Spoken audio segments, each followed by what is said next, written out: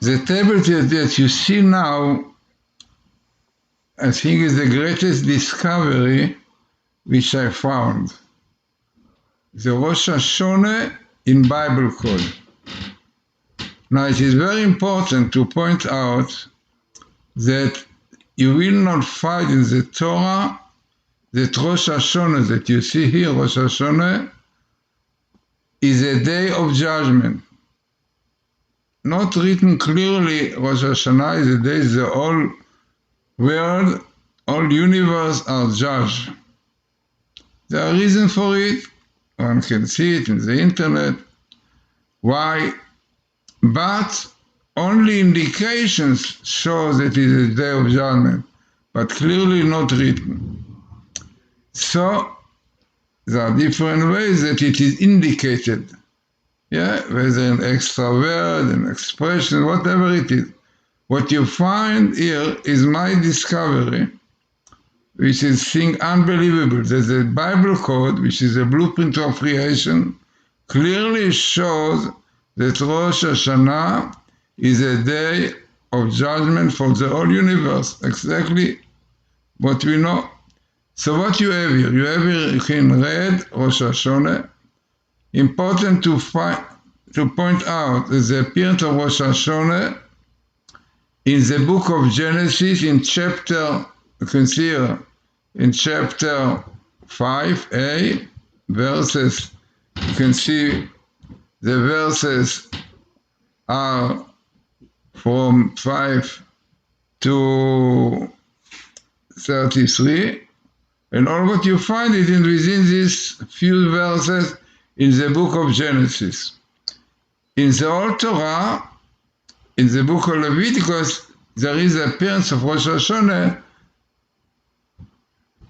in 39 letter skip. Here is a 76 skip in the letters. So it means this is a minimal in the book of Genesis and second in the Old Torah, which itself is very, very significant. So what you have here?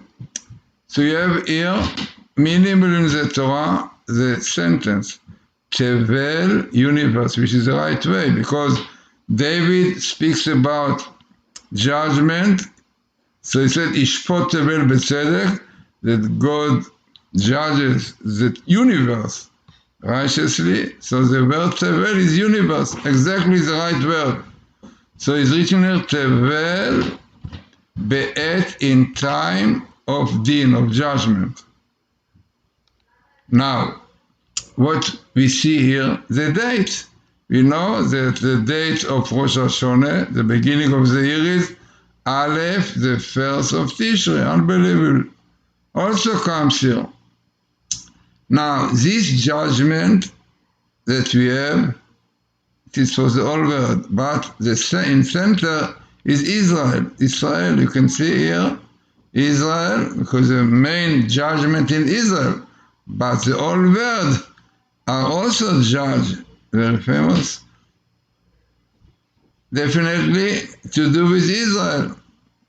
So what are the nations who are in the center of this judgment? So you can see here, Ishmael, which is basically all those who connected with Islam, and Edom, Edom, those who are connected with Christianity. And as our rabbis tell us, basically the Vilna Gaon pointed out, with the 70 bullocks offerings that we bring on Sukkot. On Sukkot we bring 70 offerings of bullocks, parim, and it is known that on the first day 13 bullocks, on the second day 12, up till the 7th. If you take all the amount of them, come to 70, and it indicates to the source of all the world. Basically are 70 nations. This is really what we find, the 70 nations in the portion in the Torah of Noah. So 70 nations. says the Vilna Gaon that these 17 nations basically are divided, 35 of them to Ishmael, or nations which are connected with them, and Edom also can be those Christianity, can be Russia. Edom, so says the Vilna Gaon, amazing idea. If you follow what the Torah speaks about the offerings on Sukkot, you see that all those bullocks are sacrificed with goats, he goat and she goat. He goat, Seir, is a symbol of Edom, and she goat, Ishmael. Amazingly, if you will see the amount of goats which are brought with the bullocks, you see that 35 of them are brought with Seir, he got, and 35 with she got. So says Vilna Gaon, because this indicates to the whole world, Edom and Ishmael. Amazingly, this is what we are told here. The universe in time of judgment, which are mainly Ishmael and Edom. Interesting that in fact, we read on the second day of Rosh Hashana the story of Ishmael. It's an important part of judgment. What we have here, definitely we have Abraham and Isaac. Our rabbis tell us the main idea of Rosh Hashanah, blowing the shofar, is really the story with Abraham who took his son Isaac to sacrifice him. We know it, it's called Akedat Yitzchak. And this is something which brought lot of merits to Abraham and the Jewish people. This is why we mentioned it a lot in the prayers of Rosh Hashanah. What you have here, it is interesting. You have here Isaac and Ishmael, because the source and the root of all the arguments between Jews and Arabs and what is going on is Israel and Ishmael. And what you have here, Iran, in red. The question why I brought Iran, because the Maharal says that the end of days where we are now, Iran will take place of Ishmael, in Islam. Because what really is the main idea of Ishmael, the Islam. And the Maharal says that now Iran really took the place of Ishmael, the Islam. Very, very interesting.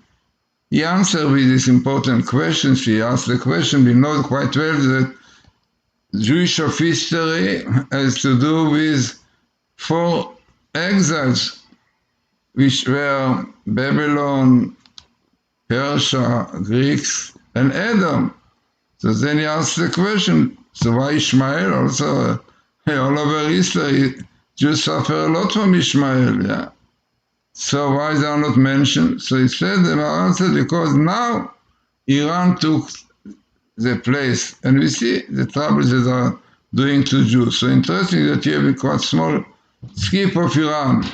So it means you have here the whole story of what is Rosh Hashanah, the day of judgment, and exactly was the main powers, Edom and Ishmael involved in Israel in the center. Yeah, it is very famous that, you know, the connection of Israel and the world.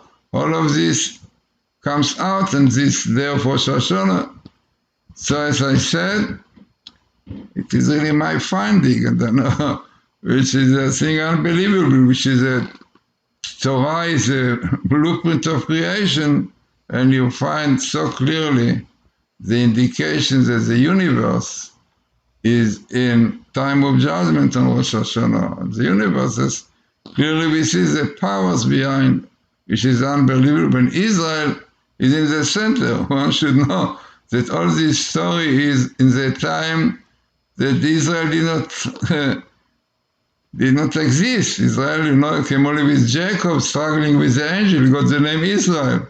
But as you know, this is the Torah, the blueprint of creation, and everything is indicated here. That Rosh Hashanah is a very important day for Israel, for Jews definitely, but definitely have clear implications on the other nations also. So as I said, it's very interesting, very significant. Now what makes the table very, very significant? This is what Dr. Alexander Rothenberg said. This is what you see here, it is his problem. His program, letter after letter, all the Torah, this is the basis of Torah code, Bible code, which already Rabbeinu Bachya 800 years ago used the Bible code as a key to the secret of the birth of the moon. When the birth of the moon comes, in the book of Genesis, one can see it because we have the book of Rabbeinu Bachya. Yeah? And there in the first chapter, I think maybe the second one, when the Torah tells us about the moon and the sun created, so Rabbeinu Bachya says that the moon started functioning on Monday, the 5th hour, and 204 portions. At that time, the hour was divided into 1,080 portions because it's the best number. So it is indicated, said Rabbeinu Bachya, in 42 letters, skip from the first letters of Genesis, Bereshit. It means if you take the bet, you count 42 letters, you come to Hey, 42 letters, you come to Resh, 42 letters to Dalet, so Barad. Barad is bet Monday, A 5 Thursday, Resh Dalet 204 portions. All this is translated in seconds. One can see all of this in the site of Professor Robert Haralik, torahcode.us, or even in the internet if you write the birth of the moon. Clear calculation, how Jews for many 100 years knew exactly the split second even, when the birth of the moon will be, and this was announced in synagogues for many years, every time before the new month. So this is unbelievable proof that Torah is from heaven, that Jews knew it. NASA knew it only a few years ago when they had the satellites to go around the moon and to see how long it will take. The difference between what Jews knew and what NASA, I think, is split second. You can see the clear calculation in our site with Professor Haralik's site, torahcode.us, or I think the internet if you put the birth of the moon. So it's amazing.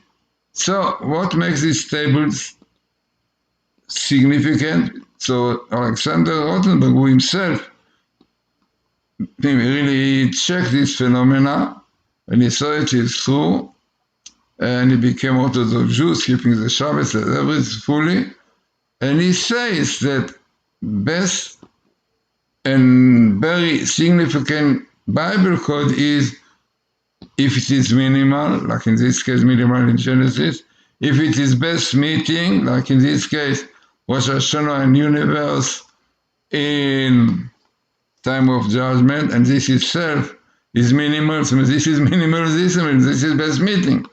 Then also the location is very important. Here exactly the location. We have Edom, Ishmael, exactly the right thing. You have Tishrei also parallel, it's very important. You have Israel parallel to Rosh Hashanah.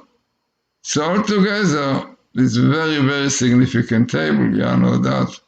Only 76 really letters skip, and once in Genesis and second in the Old Torah, definitely very, very significant. So very interesting and important, an amazing revelation, I think, very great discovery of mine that you have in Bible code clear indication what Rosh Hashanah is, as there are only indications to Rosh Hashanah being Day of Judgment. So we know quite well the Day of Judgment, but all the indications are not clearly, and there are hints, and I say there are reasons that God did not want to specify clearly that Rosh Hashanah is Day of Judgment. So, very interesting, very significant table about Rosh Hashanah being a day of judgment to the whole world, to the whole universe. It is known, not only to Jews. It is mainly for Jews, but there is implication to the whole world.